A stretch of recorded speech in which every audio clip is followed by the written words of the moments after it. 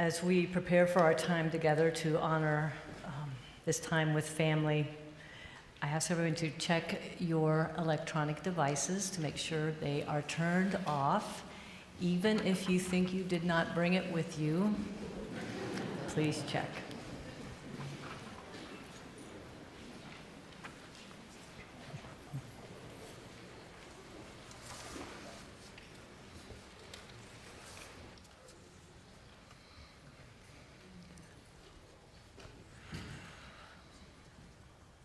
A warm welcome to family and friends of Lloyd David Orr.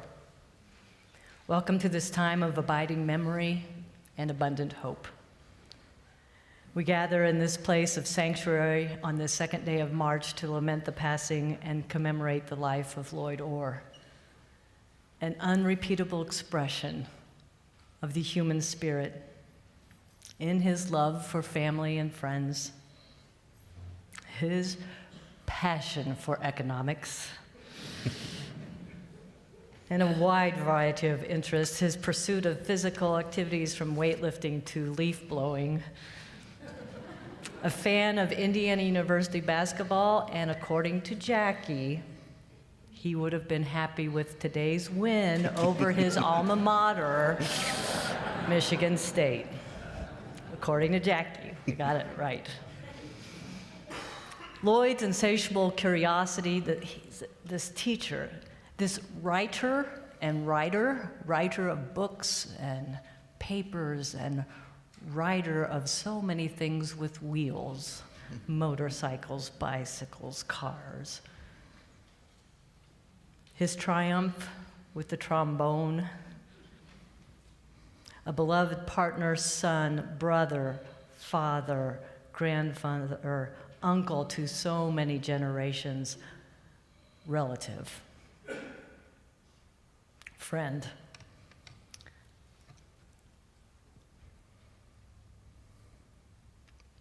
A gentleman, this gentleman Lloyd Orr, who for 84 years made this spinning blue-green planet his home.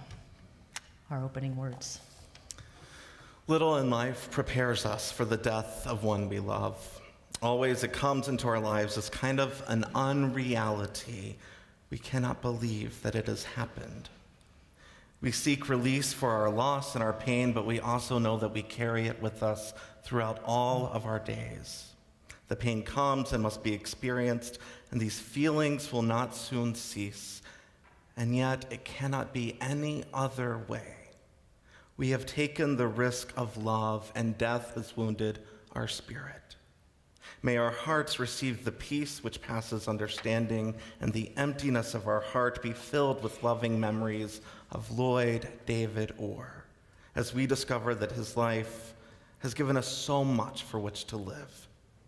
In the holy quiet of this time, with the words and music that will fill this service, let us mourn his passing and let us celebrate a life well lived.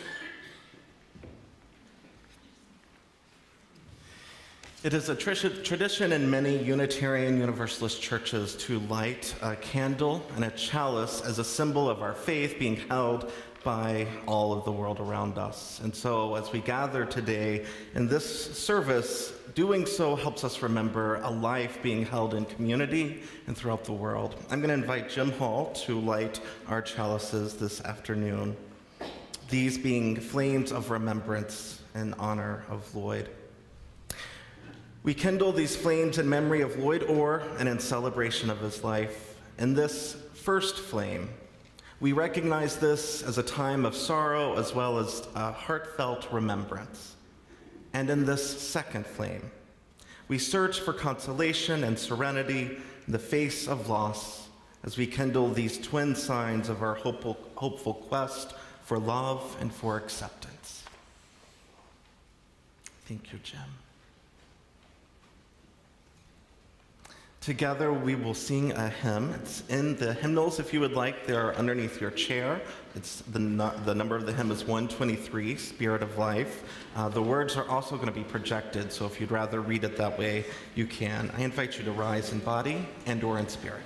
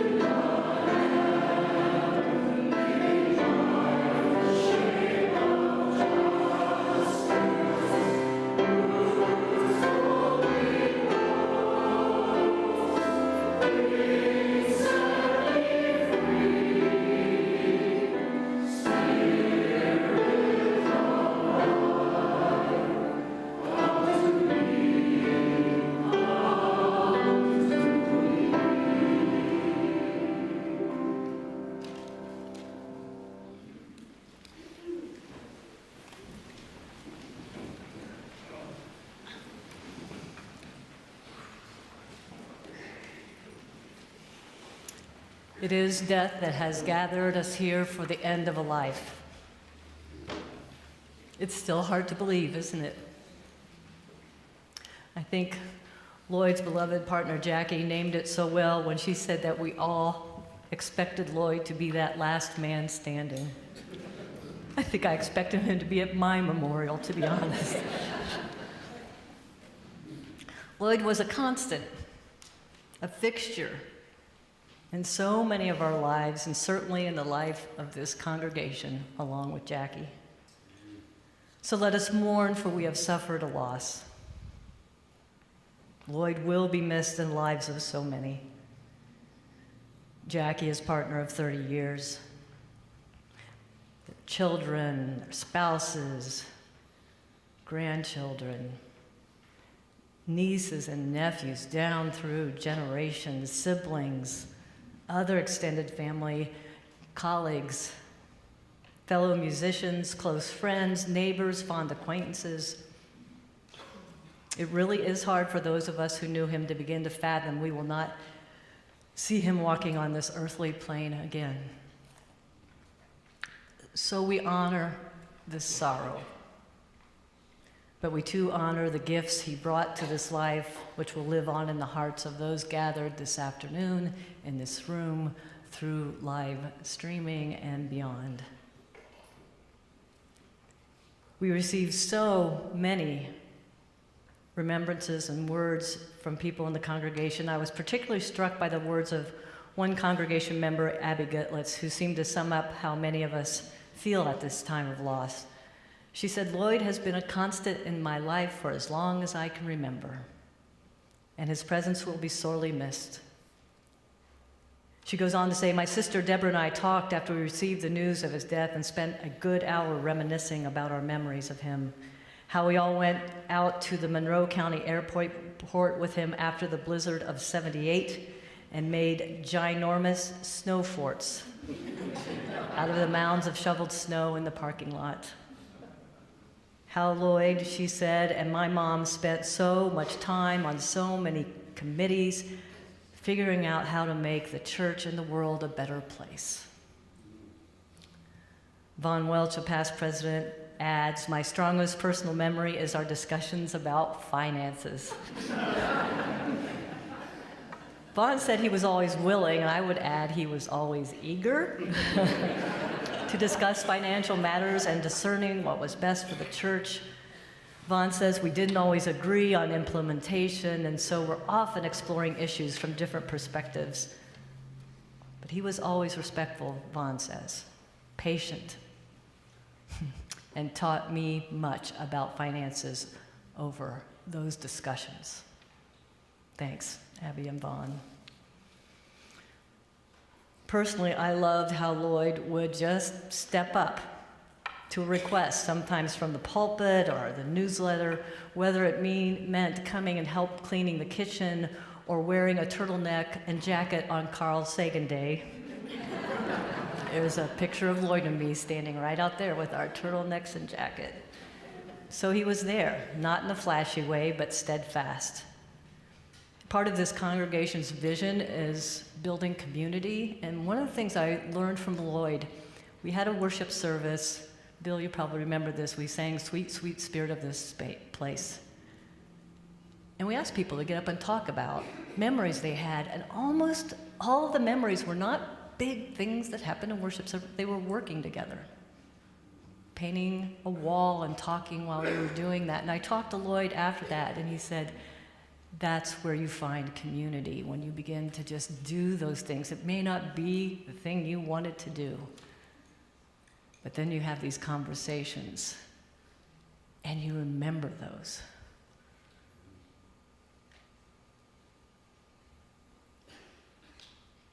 Conversations that happen during that time are often ones that are cherished. And so we cherish Lloyd. In your orders of service is an insert for each of you to write a cherished memory of Lloyd. You can do it here, over in the reception afterwards. We'll have a basket available for out front to drop it off, or you can take it home and send it to Jackie later. The address is on the bottom. I close at this time with these initial remarks with words from Kenneth Patton. We have lost a fellow worker. He was one of the quiet laborers of the world, taking more than his share of the burden of our common lot and acquitting his tasks with dignity and skill. He sought not the honor of the high seat, but the place where the needed tasks were to be done. He was a willing servant, knowing the honor and the reward of being used. If he had been one to spare himself or to let another do the task that he claimed, he would not have been the man we loved. He was admired by those with whom he worked, loving to see a job well done. His person was to his family. The warmth and surety of his days. And he was one of the foundation stones whose patient strength upheld really the building of this church and the world. We'll now experience a video of Lloyd playing trombone for his grandchildren. Know when you turn on. Go!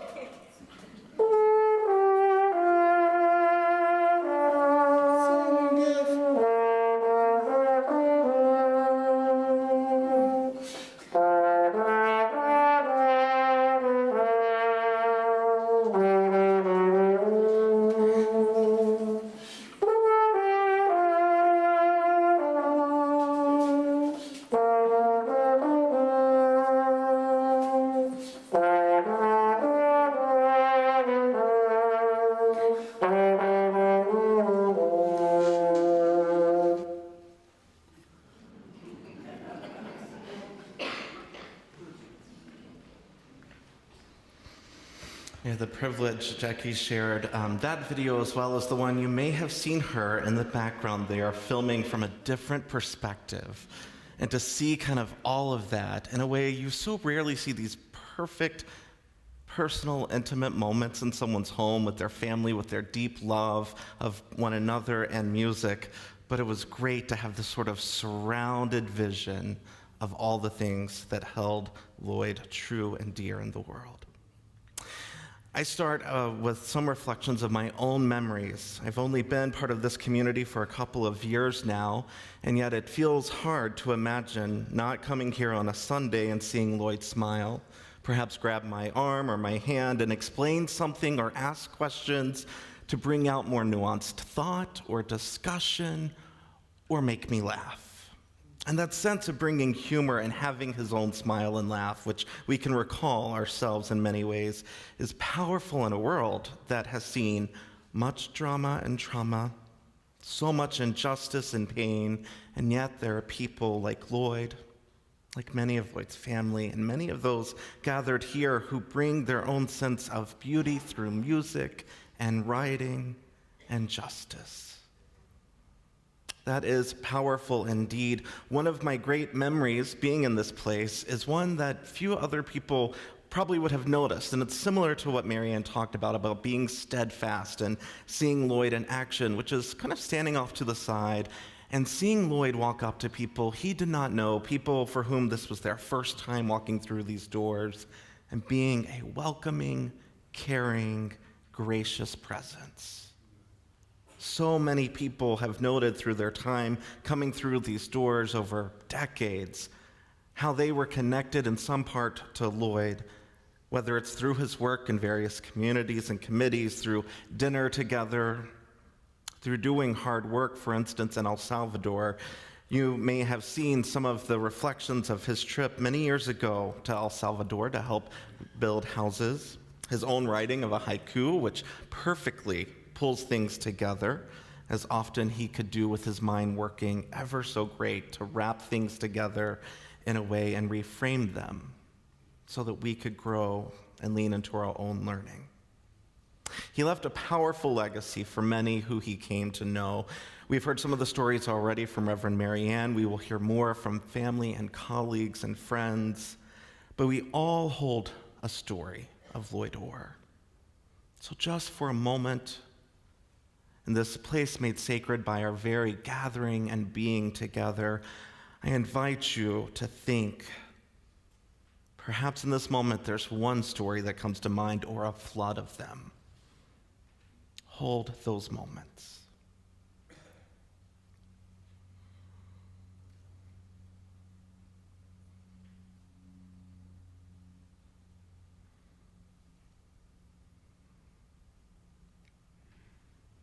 Some of the reflections and stories that were shared from various congregation members made it to us, and I want to lift some of those up as Reverend Marianne did.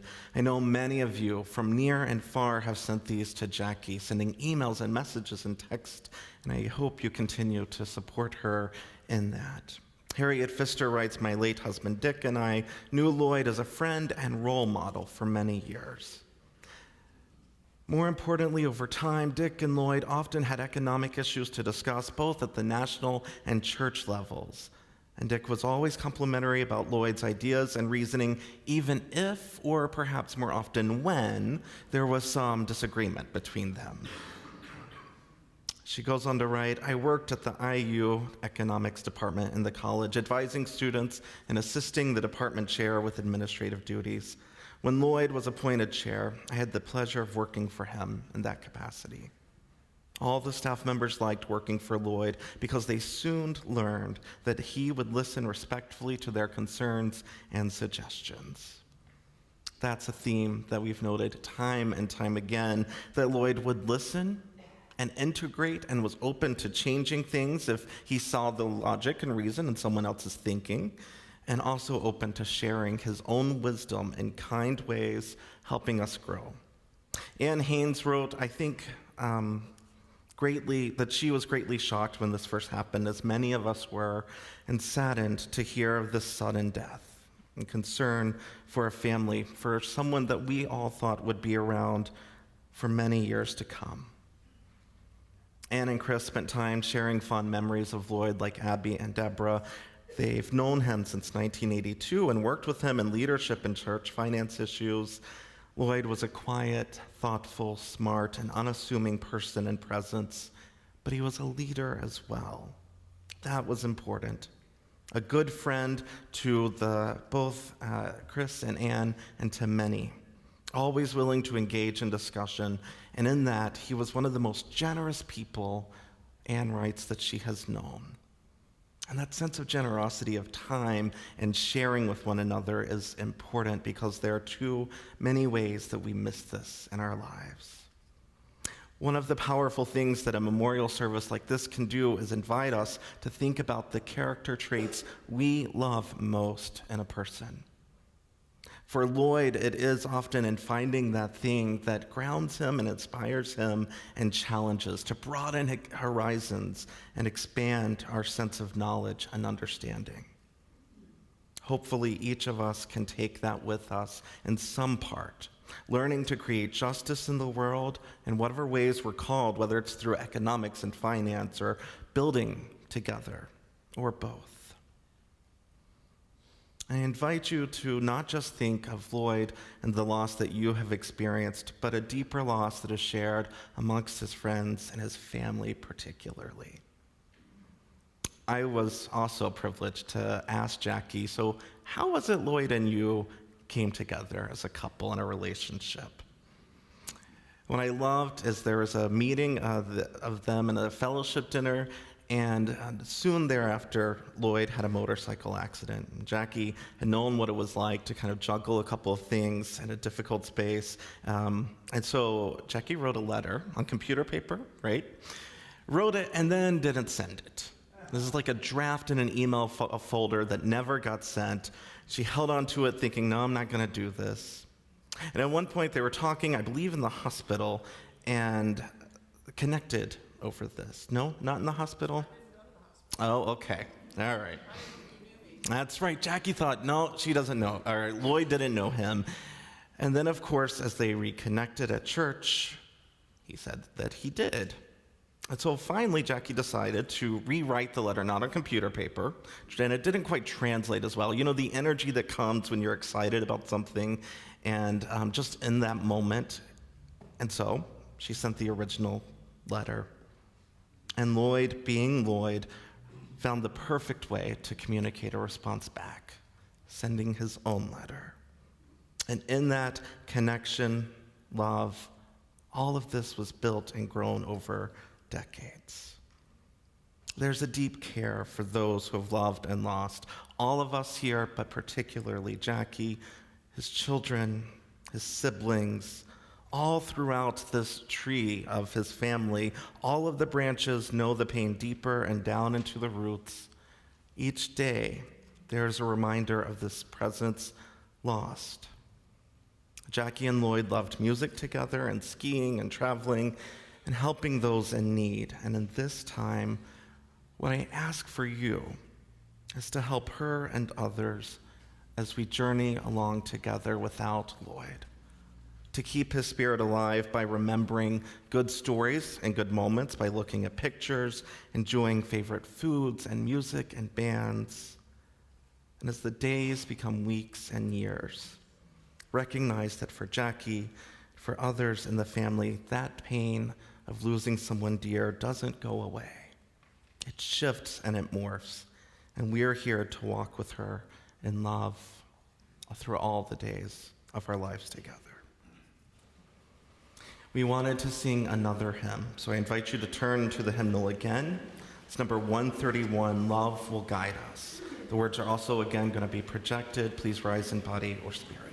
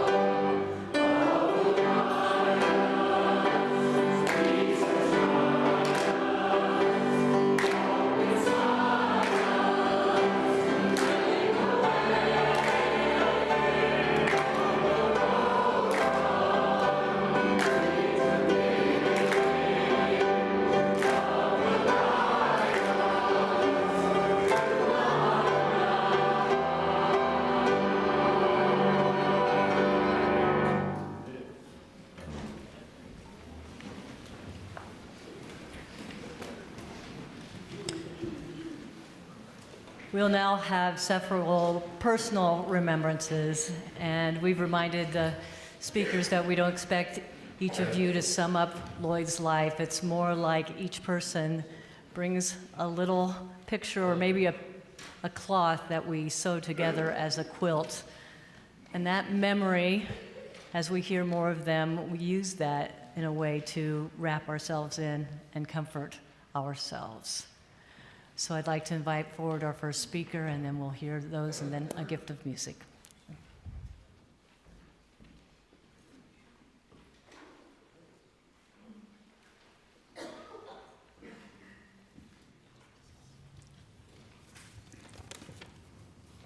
I've always thought memorial services were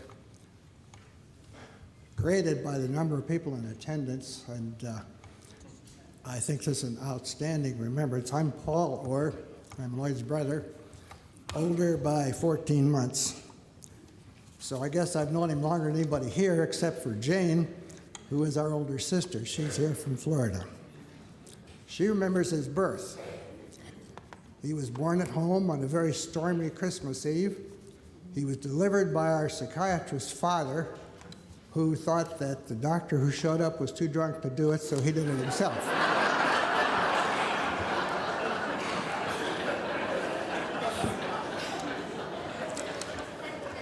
That was kind of typical of Dad. He was a fascinating guy. In my view, he's the original self-made man.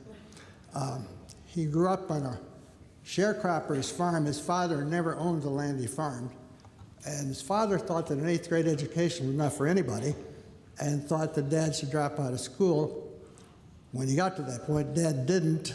He continued his education, also took the school teacher's exam, became a school teacher to kids almost his own age.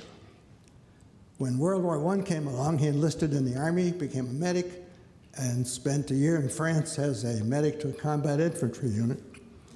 When he came home, he went to college, which he put himself through, met and married our mother, who was a bacteriology major, and then put himself to medical school, working in the Chicago post office. His background on the farm, and also our mother's, was Scotch, Methodist, poor. Our mother's not as poor as his, but if there was any method of enabling something, making it instead of buying it, making it last longer, stretching it, our parents knew and practiced it. I remember my mother turning the cuffs and collars on my dad's shirt when they got frayed so that they'd wear on the other side. Big job to get a few more wearings out of the shirt. The old motto, eat it up, wear it out, make it do, or do without. That was kind of our upbringing. But there was always an enormous thirst for culture and education. Dad in particular bought the classics, huge volumes he read all of them. He could discuss Plato or Socrates with anybody. And he also had a collection of classical music, symphonies and operas. I remember the album of Aida was this thick. It was all 78s, of course, and so it was 7 or 8 records, both sides, but we listened to those at dinner. This was kind of the upbringing we came from. We had a education from our parents that there was nothing in our way of doing anything we wanted to do as long as we had the interest and the willingness to work to achieve it. We all went and all took music lessons. Jane majored in music. I think still plays the piano every day. Lloyd probably should have. He had a real interest. He and I essentially grew up together, being very close in age. We were both Cub Scouts, we were both Eagles, we were both Boy Scouts, we both got our Eagles. We were in band in high school, we both ran on a track team. We both went to Michigan State, we're both in the band there. And we both got pilot's licenses as adults, we both learned to sail and shared some of those things. My senior year in college, I had to drop band because of a required organic chemistry course. That year, Michigan State went to the Rose Bowl. the band went, and I didn't. We did a lot of things with Dad, but the assumption he had through our entire lives that we would both be physicians. He just kind of expected that. We did many, many things together, projects. We made our first snow skis out of 1x4 planks 8 feet long. We bent them over the top of a furnace pipe in the basement just by keeping the top side wet. And then when they got in a proper curve, we made the bindings out of an old inner tube, and we cut strips out of a tin can to attach them to the skis. They didn't work.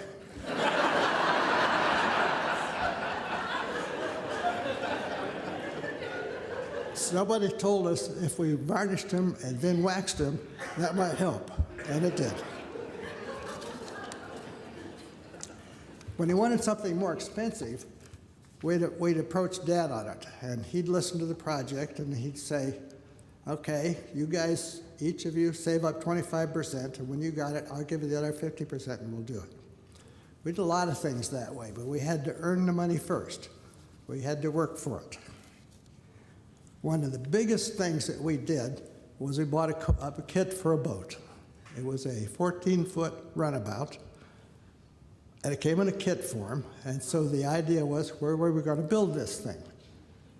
Well, we measured 14 feet long, it's about 4.5 feet wide, maybe 16 inches deep. It had a small front deck and seats and so forth.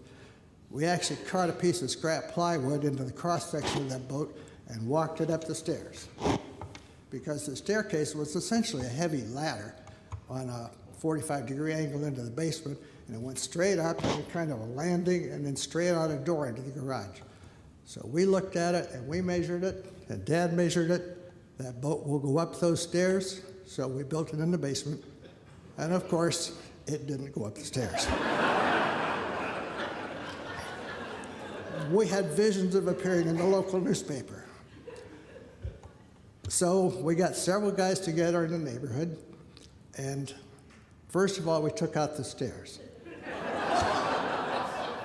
That helped, but it didn't do enough. So they went to the outside door, and we took off the door frame on top of it, part of the framing, all the way down to the stud, the cross piece, that's rafter that's holding it up. Didn't do it. So we then laid back part of the kitchen floor, took out part of the kitchen floor, because the boat had to go up this way, but then it had to rotate, which is what we hadn't figured on. Well, that got the boat out of the house, had a very, very upset mother. We put the stairs back, the floor back, the heading back over the door, but I think she got a new kitchen floor out. I think we cracked that material, and it was not repairable. We got the outboard by another, share things with Dad. He got a little cautious on some of the things we approached him on. He'd say, okay, I'll come up with a third of it. You guys each come up with a third. And that was the case with the motor, because we wanted a bigger motor than he thought we ought to have, but we wanted a water ski behind that boat.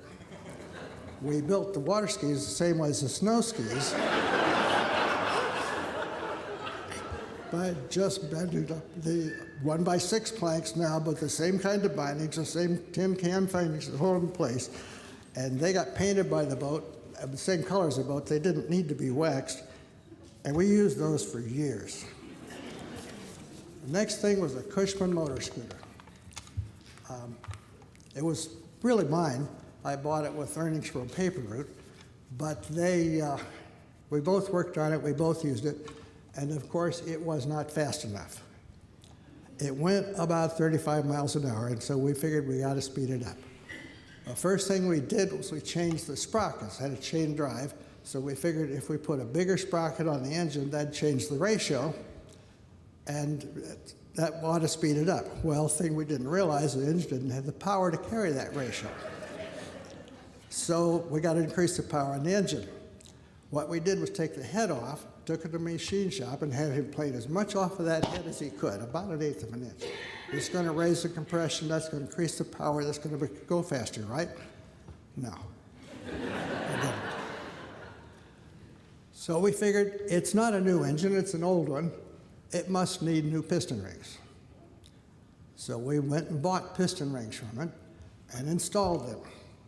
Problem was, we didn't know, and nobody told us, that the gap in the piston ring is critical because it allows for the ring to expand under heat. So we didn't pay any attention for that. We put the engine back together, cranked it up, and went about 2 miles, and the engine seized. Pushed it back home, took the head off. We had a broken piston. We had a gouged up cylinder wall.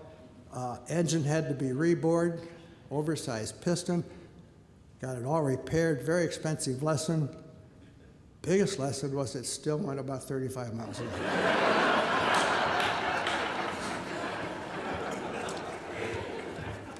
But that led to what I thought was Lloyd's finest high school project.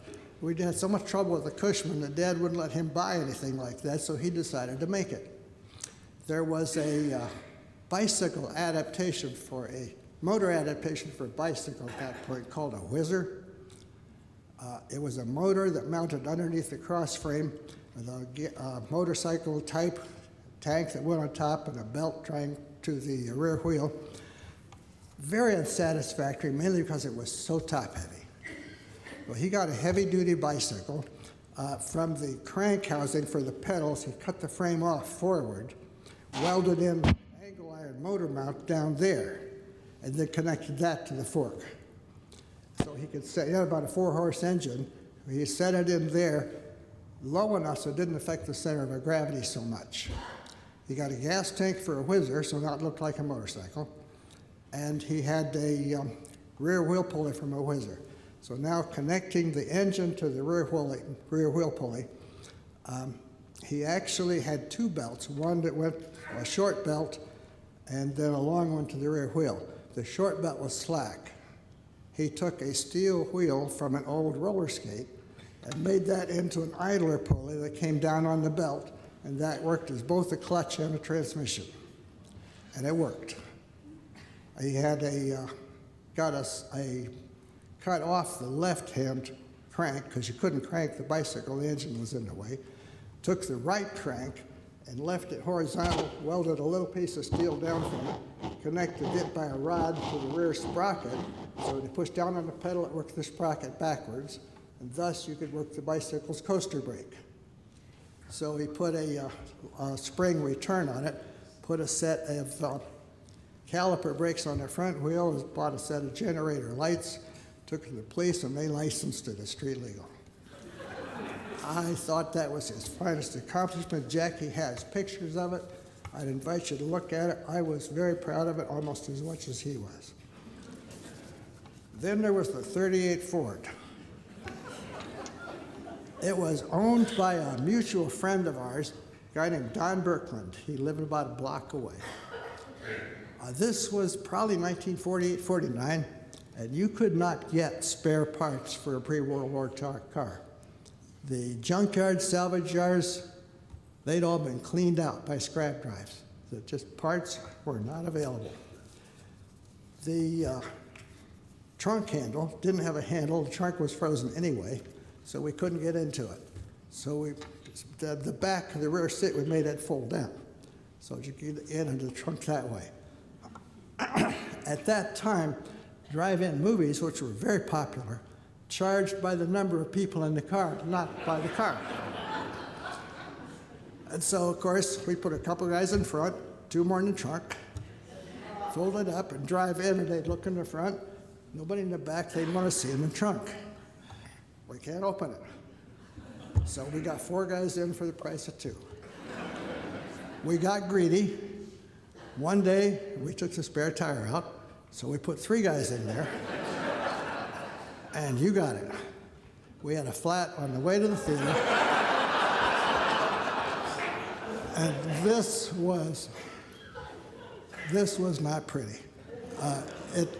We had to roll the tire to the garage, get it patched, roll it back. By now the movie had started, and we were done. But the other memory of that car, it only had 3 hubcaps. You couldn't get any more. And in our estimation, that totally destroyed the appearance of the car. We were driving through downtown Battle Creek. The last time I saw Lloyd was a few weeks ago. He brought it up. He asked me if I remembered the 38 Ford. Boy, did I remember the 38 Ford. Well, we were driving through downtown Battle Creek, and we saw another 38 Ford parked. We didn't know what kind of hubcaps it had on that side, but there were two on this side. And like most 14, 15-year-old teenage boys, we couldn't see beyond the weekend. So Lloyd remembered that we had to go get a screwdriver and come back, and the hubcap was still there. The car was still there. My recall, and Lloyd's, was the guy that owned the car, Don Berkland, was driving. Lloyd was in the right front seat, I was here, and I don't remember who was there, but we pulled up alongside the car. Lloyd popped out, got the hubcap, jumped back in, and we were... That was one of the most stupid things we ever did. I cannot imagine a graduate school application or a medical school application being successful with a juvenile court thing attached to it. I remember when Lloyd changed his major to economics, his first term, his expression was, "So that's how the world works." That was kind of exactly the way he saw it. He started talking about incentives, I think, then. That you had to figure out how to incentivize her. He later told me of an hour-long conversation he had with Dad, where Dad tried to talk him out of changing his major, unsuccessfully. So at the end of the conversation, Dad stood up, shook his hand, wished him well, never said anything more about it. Dad was always very, very proud of him. He always said Lloyd was the brightest. He always said both of his sons were doctors, one MD, one PhD. Following graduate school, he spent his entire career, I believe, here. Trudy and I went in the Army and then settled in California. We had lots of different times that we got together with him, family reunions, etc. We had a couple of houseboating trips with he and Jackie on Table Rock Lake. There was one time in particular I remember, he had a colleague, friend, who was a librarian here and had transferred to the University of Maryland, and on his membership there, had a sabbatical. We also had a sailboat on the Chesapeake Bay, and he offered Lloyd to use the sailboat for a couple of weeks. And Lloyd called me up, Trudy answered actually, and asked her if I would like to go sailing for 2 weeks, and she answered yes without even asking me. That was a wonderful trip. We sailed all over the Chesapeake Bay. We lived on the boat. We sailed into Annapolis, tied up at the Navy Academy dock. They have some nice sailboats, by the way. We sailed up the Potomac River. We went into Baltimore. The sister ship to the Constitution is in Baltimore, the Constellation. I didn't know that. The eastern shore, Maryland shore of the Chesapeake Bay hasn't probably changed in 200 years. And we tried everybody's crab cakes, which are wonderful. A great boat, 32-foot sloop, Viking, I think, fully equipped. The houseboating trips were also memorable. We also talked on the phone frequently. It seems like every time I open my phone now, his number pops up on my speed dial. We'd talk about different things. Medical, I wouldn't lose him very quickly, but he lost me all the time trying to talk to me about economics. Then you revert back and you say, well, Econ 101, we'd explain it this way, which finally got in my explanations. We last saw them. They visited us in California January 18th or 21st, I think it was. Had a great time, had a big family dinner, all of the things, even the 38 Ford come up, which a couple of my sons hadn't heard about. But in any event, they left with us inviting to come back in July and to go to Laguna Beach Pageant of the Masters with us, which we go to regularly. We invited them then. The invitation still stands for Jackie, and we hope very much that she comes. I will be forever grateful for that weekend. Thank you very much.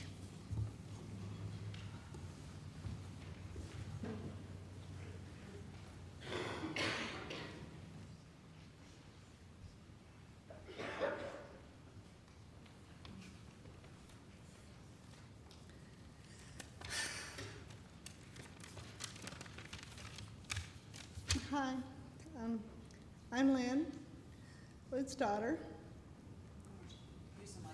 Oh. So, I'm Lynn's daughter. Hi, thank you everyone for coming. I'm going to miss my dad, as is everyone else. I've enjoyed listening to the stories and look forward to hearing more as the day goes on. Who was my dad to me? He was a teacher. Taught me many things, among them to listen, to not judge, and to learn. He was a very dedicated teacher to the university, too. One time we were crossing the campus, we were passing each other on the path, and I'm like, "Hi, Dad, Dad." The people behind me reacted the same way. He later told me he was, thinking about his next class, what to teach there. So, and he was very supportive, even when I didn't make the best choices. And I wish I'd had more time with him, and I wish I'd done more for him. Thank you.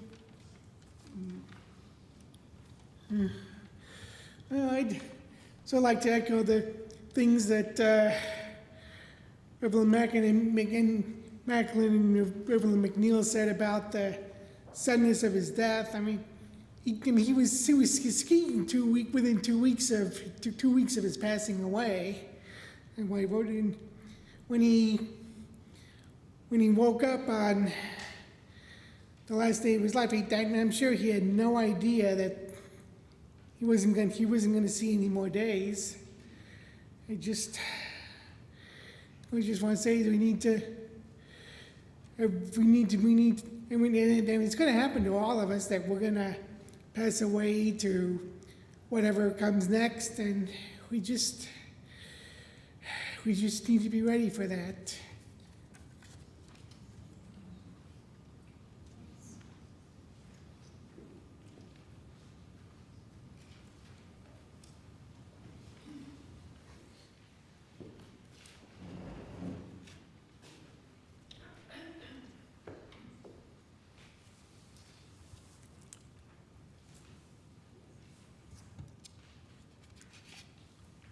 I'm Gary Wiggins, and I'm going to talk to you a bit about Lloyd Orr and the Bloomington Community Band.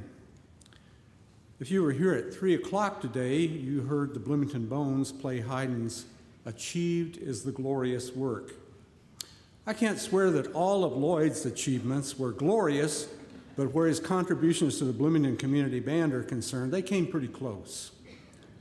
Lloyd played trombone in college at Michigan State, and as his brother mentioned, he had fond memories of that, especially when they played for the 1956 Rose Bowl. As is true of many of the community band members, Lloyd gave up playing his instrument for a long while. In 1981, it was our good fortune that he decided to join the Bloomington Community Band. During the next 4 decades, Lloyd played in hundreds of our concerts in many communities and parks around the area. Initially, Lloyd played the second bone part in the band, but since it was increasingly difficult for us to find someone to play the bass part, he decided to shift to the third part himself. He bought a Yamaha bass trombone. Today, it was my special privilege to attempt to play that beautiful horn with the Bloomington Bones. In addition to the BCB, Lloyd also played with some of our affiliate groups, among them the Swing Time Big Band, the Hungry Five German Band, and the Bloomington Bones. In fact, Lloyd was one of the charter members of the Bones when that group was formed in the early 1980s. Accompanied by Mark Wiedenmeyer on piano, in recent years, Lloyd also serenaded the residents of local nursing and retirement homes. Over the years, Lloyd served key roles on the BCB Board of Directors. He had 2 stints as business manager, and he chaired the board from 2003 to 2008. Subsequently, Lloyd held the office of treasurer from 2011 to 2018. Around 2010, Lloyd proposed that the band become a 501c3 charitable organization, a status that allowed us to secure a great deal of funding over the next few years. When the band participated in matching fundraising efforts with the Community Foundation, donors were thus able to take a tax deduction. The resulting endowment principal now far exceeds $100,000. Proceeds from that fund and a Vanguard fund that Lloyd set up allows us to pay stipends to the music director and an IU graduate student who serves as assistant to the librarian.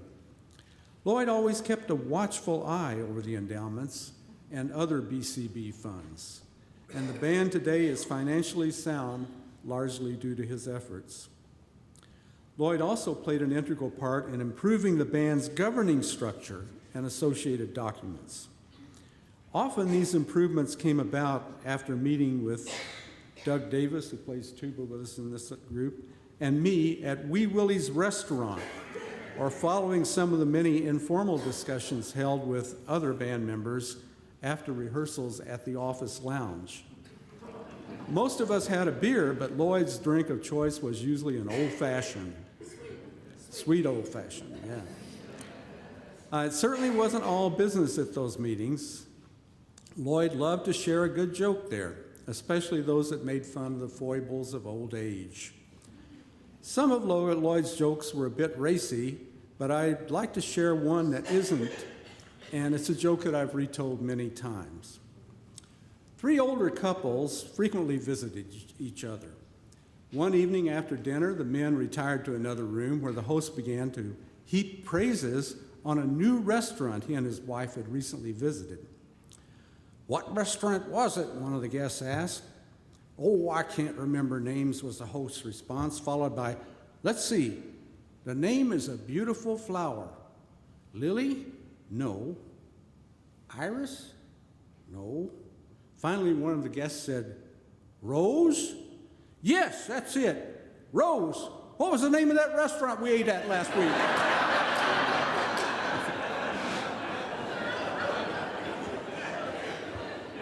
I weighed sharing a couple of the other jokes that Lloyd told, but it's probably not the right venue.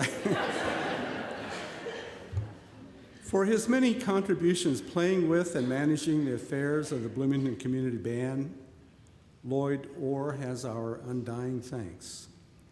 His shoes will truly be hard to fill. I am proud to have had Lloyd as my friend, and he will be missed by all of us in the band for a long time to come.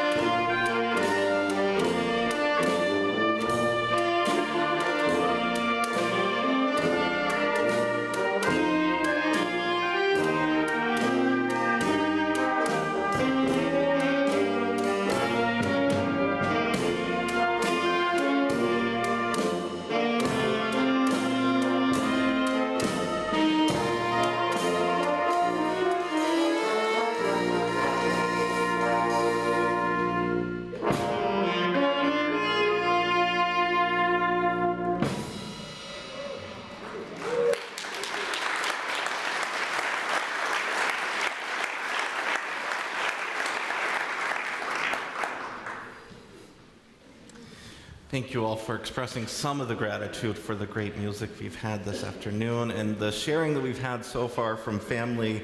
I'm going to invite Gerhard to come forward and speak as a professional colleague and then another family member as we share a few more stories.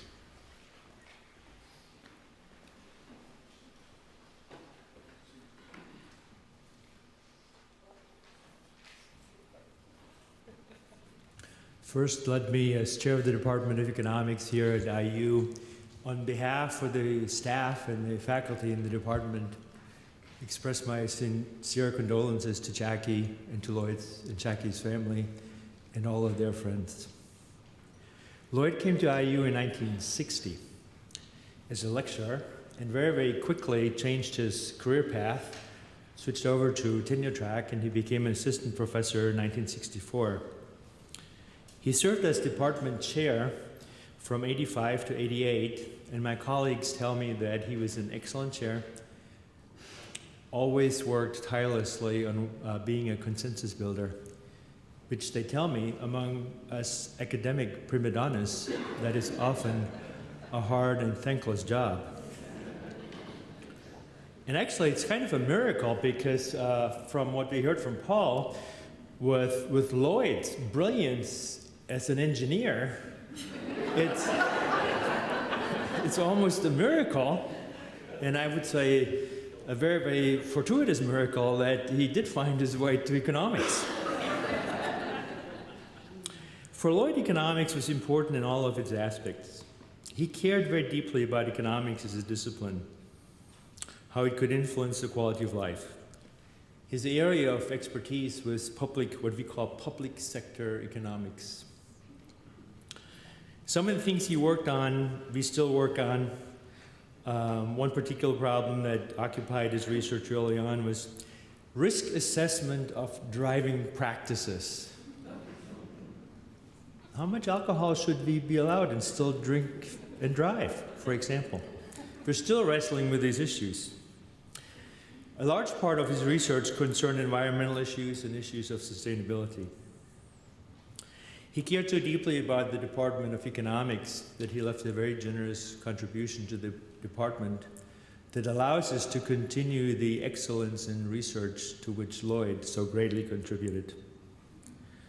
In his research, he always cared about getting it, really getting it, getting the right answer to important questions.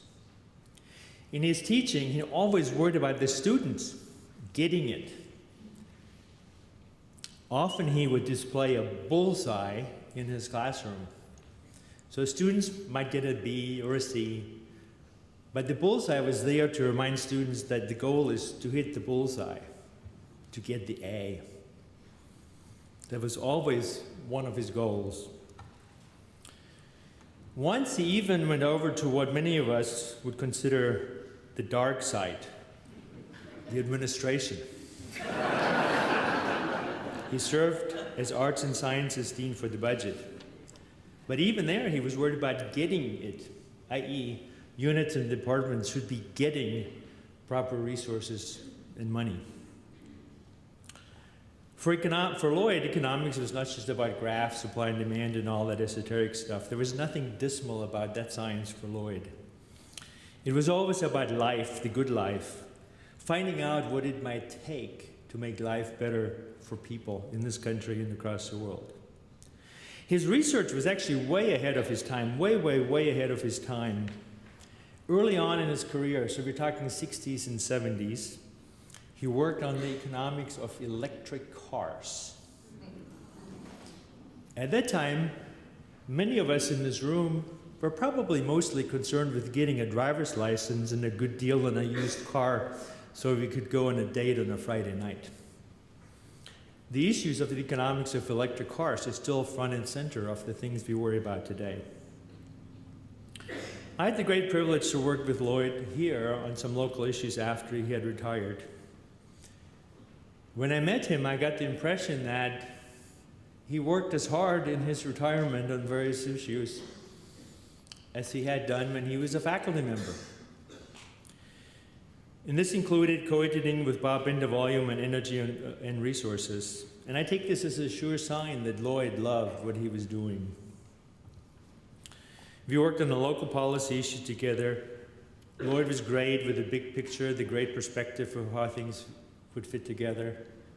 But he was also aware of the smallest minutiae, the smallest details of any kind of policy design.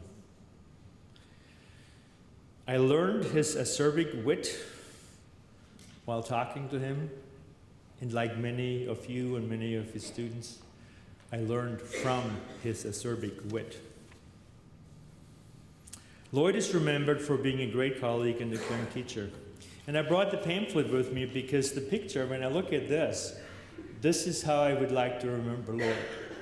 When you look at this picture, it exudes a sense of being loved, a deep sense of being loved, and the sense of love.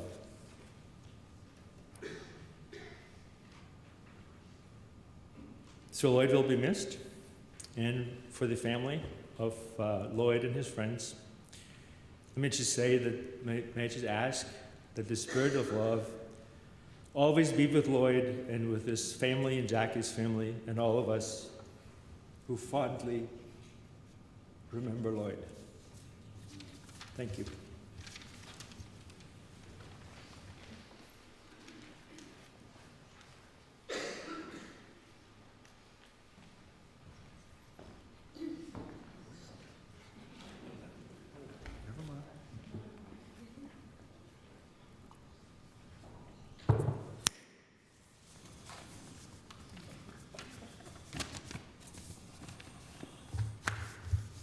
Had I known what everybody was going to say, I could have written an epilogue that would have left us all laughing and crying simultaneously. He was that phenomenal. I do have a protest. I was given a time limit. I'm going to adhere to it. I've been working with a phone. Nope, that's 20 seconds too long. Crying my eyes out even in the back of the room today, trying to get this right. My protest is this. Early in January, Alan Simpson, a Senator Emeritus from Wyoming, and a raconteur if there ever was one, got 10 minutes on national TV for a similar purpose as mine today without commercial break, and all the material he had to work with was the 41st presidency of the United States. It is not fair. Aloha kako, I'm Jonathan Holmes. I have the privilege of being the eldest nephew on the Orr side. I didn't have anything to do with that, but that's where I am. I'm the nephew who resides in Honolulu, who's a music educator and who plays bass trombone. If you regularly attend services here at UU, I am also the father of the grandnieces Akemi and Satsu, as I know some of you. Lloyd had 11 nieces and nephews on the Orr side. 10 of us mourn today, having survived my late sister Paula. I wanted ideas, perspectives, maybe some discipline to write with, so I called them. I asked them what they thought. Their instructions were to answer quickly, don't overthink, give me a visceral response. Today's list is not comprehensive. Is everybody clear about that? Because I did hear things like, quote, nope, you can't tell that one. The statute of limitations has not expired. I'm a school teacher. I know where statutes of limitations are. I wasn't talking about the law. Oh. Mothers apparently still have a higher call. Without attribution then, these are our thoughts on our uncle. Oh, there are so many words to describe him. Just a good, decent guy. A smart guy who loved life. My uncle? Where am I? He's a nice guy. Intelligent, humble, clever, deadpan humor, college professor, the cool uncle. At the grandparents' 50th wedding anniversary, I thought he was Mod. That's M-O-D, that's not a mispronunciation. He's the first person I ever saw wear sandals. Homemade ice cream. Homemade ice cream of many flavors, especially amaretto. Homemade peach ice cream. Homemade peach ice cream. And homemade peach ice cream. Lest you think I'm making this up, he once told me peach was the very best flavor to mix with milk, ice cream, and yogurt. Sailing, VW vans. He was water skiing in his 80s. He went skiing in the White Mountains of Arizona a week or two before he passed. visiting Bloomington as a boy, playing doubles ping pong with my brother. By the way, there are 2 sets of twins in the cousins. Phil Orr, who is not here today, one of Paul's sons, is a twin to Don. Phil likes to tell people he has 3 twin brothers, and he's not wrong because his brothers Carl and Mark are also twins. There's a special corner in heaven reserved for my Aunt Trudy. Xmas card notes. I did doubles ping pong. Funny stories with my dad about when they were boys, especially, wait for it, motorcycles, boats, and cannons in the basement. Quiet courage. By the way, for those who don't know what mod means, Google Peter Max, or better yet, Twiggy. And I know about the motorcycles. I have piloted the boat. I don't know about the cannons yet. When I think of Lloyd, I think in quantities. I think of trombones, trains, and automobiles, of metaphysics, ethics, scholarship, and psychology, of teaching, learning, family, and laughter. Now, if these quantities were to become an algorithm, you'd list them up here, and then you'd put them all over economics. The discipline, the lens, the prism, which he used to understand and explain just about everything, or should that be just about anything? Also remember, this particular algorithm would clearly be an inequality. Over here, all those quantities I mentioned over economics. Over here, Lloyd David Orr, PhD. And the sign in the middle is clearly greater than. When I graduated from high school, I received literally dozens of congratulatory cards, presents, bequests. The Orr clan is large. I heard from grandaunts and second cousins, but I particularly remember Lloyd's gift. It was a belt. I still have it. My son wore it to intermediate school when he was an adolescent. But what made the gift memorable was the card. Where am I? I have to read because I can't do all this. Basically, it was an unlined yellow 3x5 card, and it read, "Dear John, congratulations on avoiding anything that would have prevented you from graduating high school."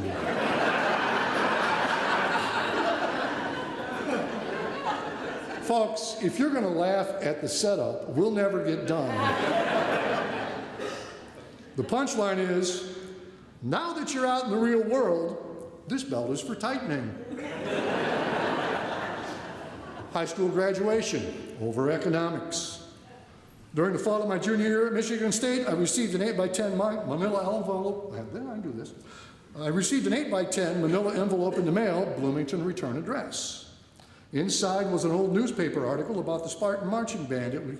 I was a member of the band at the time. The article was about the band's, meaning no disrespect to everybody, 1954 trip to Pasadena for the Rose Bowl. Uncle Lloyd, a member of that band, had been cleaning some files, found the article, and sent it to me. Seems the Spartan band had traveled west by train.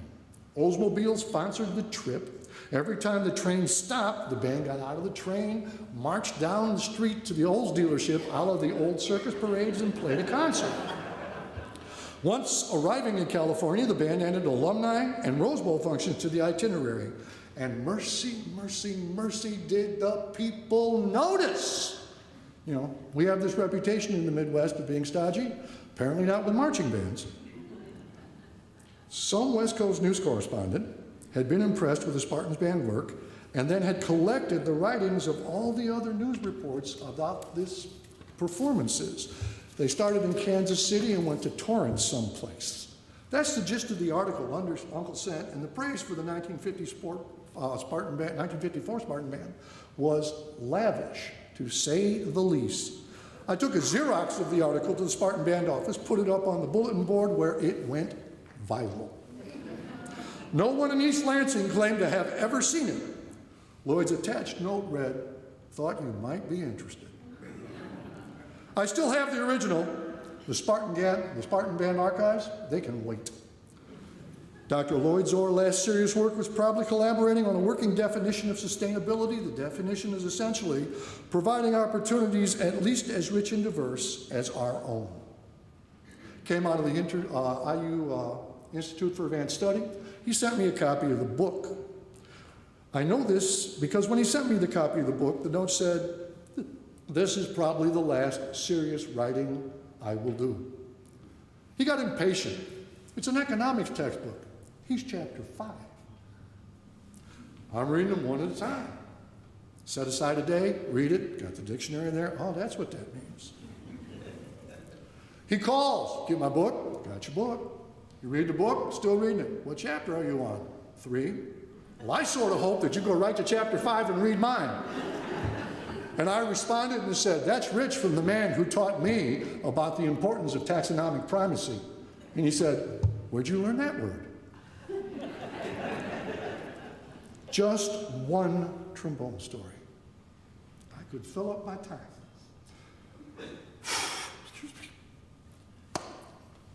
I could fill up my time with trombone stories forever. This one, even with the duets in Battle Creek during high school, both of us being members of the Spartan Band, his switch to bass trombone at age 60, which, by the way, is a great economic story about sustainable resources. Or the duets in Bloomington. I think this duet is probably the most demonstrative. Midwinter 1968, Lloyd's up visiting his sister, my parents' home in Lansing, Michigan. And I'm starting to sense the need for a good slide I've been playing for about 3 semesters. We converse about slide, and then Lloyd calls for some newspaper, 6-7 feet of, be careful with this, woven fish line. A couple of small fishing weights and about 80 square inches of cloth cut out of the ragbag shirt. He ties the weights to the end of the fish line, drops it in the outside of the hand slide. That's the part you move. Shakes the thing around through the curve at the back, comes out the other side, pulls it up. Sets out the cloth, ties knots on one end, ties knots on the other end, and there's a loop all the way through. Then he pulls on one side and the cloth comes down and gets stuck. He pulls back. Cloth comes down and gets stuck. Finally works all the way through the horn.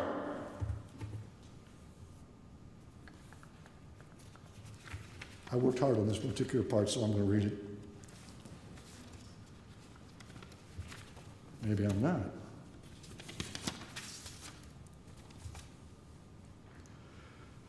And the gobs of gelatinous, slimy, effervescent goo that came out of that horn, well, the 8th grader was thrilled. The 8th grader's mother, Lloyd's sister, went, "Ew." Lloyd then finishes the cleanse, rinses some stuff out, demonstrates how to properly lubricate the inner slide, and voila, slickness. First time I'd ever experienced it. Now let me channel my inner Paul Harvey and tell you, here's the rest of the story. I believe Lloyd invented the technique. After you've heard what Paul said, you should believe it too. But here's the evidence. I've been playing since 1966. I made it a career. I've met a few trombonists, played some jobs, been in some bands, know some slide repair technicians. Shoot. I even know the first woman ever certified by the National Association of Professional Band Instrument Repair Technicians. I dated her for 2 years.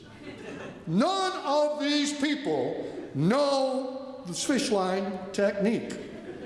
None of my professors, none of the trombone minors, never met anybody. Let me ask, where are the, you guys know the fish line technique? See?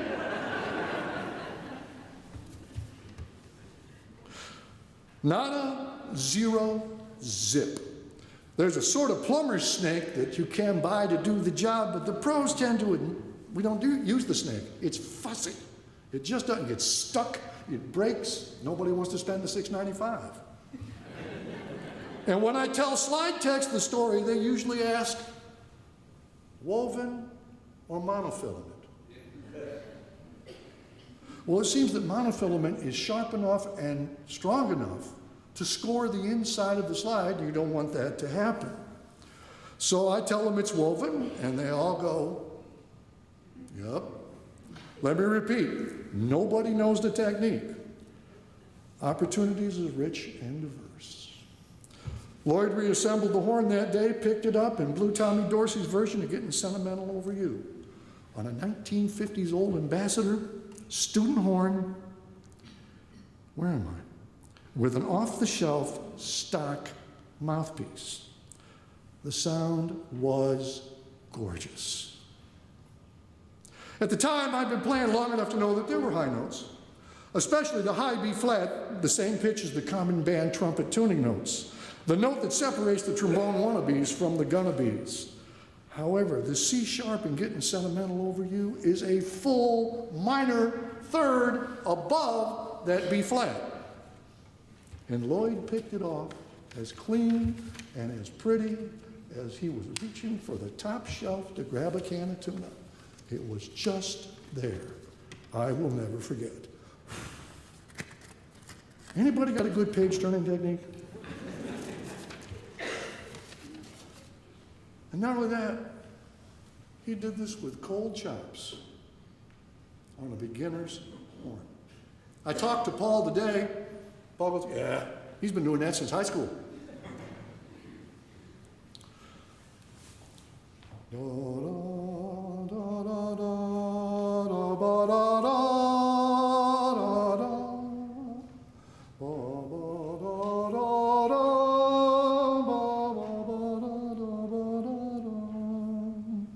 That's what it looks like. That's what it sounds like, only an octave up. I'll leave it there on the half cadence at the end of the bridge of Tommy Dorsey's Getting Sentimental for You. Half cadence is the least stable of all the forms of musical conclusion. It's the one that causes harmonic anticipation and creates harmonic expectation. But you gotta listen from the beginning to end if you're gonna get the handle on all those harmonies. At least with this tune, and perhaps with this uncle. And yeah, I know Tommy is a trombone type. After all, he's been anointed by the chief himself, Emery Remington. Echoing Tommy Dorsey's Getting Sentimental is a trombone rite in passion, or a trombone rite of passing. And yet, that goo-admiring eighth grader, that eighth grade aspirant still whispers in my ear, "Did you hear that? Yeah, baby. When I grow up, I want to play like my uncle." It's time to say aloha. Nakamaui, the Hawaiian people, don't believe in goodbye. It's too finite, too definite, too permanent.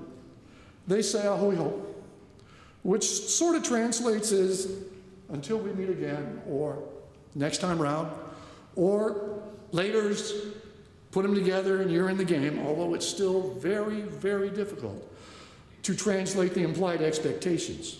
Furthermore, aloha, because it's the highest state of being in the Hawaiian culture, is simply their wish for you. It's a cultural phenomenon similar to when the Jewish wish you shalom. Lloyd David Orr.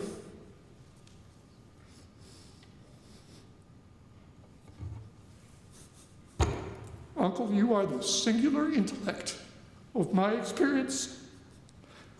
And if it is my good fortune to be any part of your legacy, know that I will be honored and privileged to carry the weight. Should my comments today ever be transcribed, printed, archived, or something, then they probably should be signed Meke Aloha, Jonathan. But here in this place right now, guaranteed, hui ho, anakala Lloyd, aloha no. Thank you.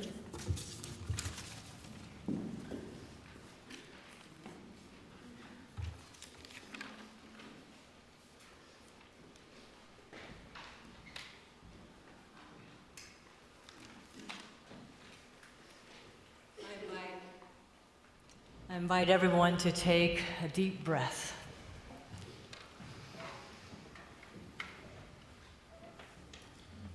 So much heart, so much words have been spoken, letting in the different layers. Just a deep breath. I offer these words from Rabindranath Tagore. Peace, my heart, let the time of parting be sweet. Let it not be a death, but a completeness. And love melt into memory, and pain into song. In a moment, we'll have a reception over in Fellowship Hall. We're not going to form a line. The family will go out and just go into Fellowship Hall. And doing it that way, more people can get in, get something to eat, visit with the family, as opposed to a long line forming back here, and then we watch people leave before they even get a chance to visit. So the family will go over there, and we'll ask you to join along. Peace, my heart, let the time of parting be sweet. Let it not be a death, but a completeness. Let love melt into memory, and pain into song. Our closing hymn is one created by members of this congregation, the late Cookie Lynch and Mary Getzey. I invite you to please stand as you are able. The words will be projected, and our pianist will play it through once so we can get the melody. Benedictus.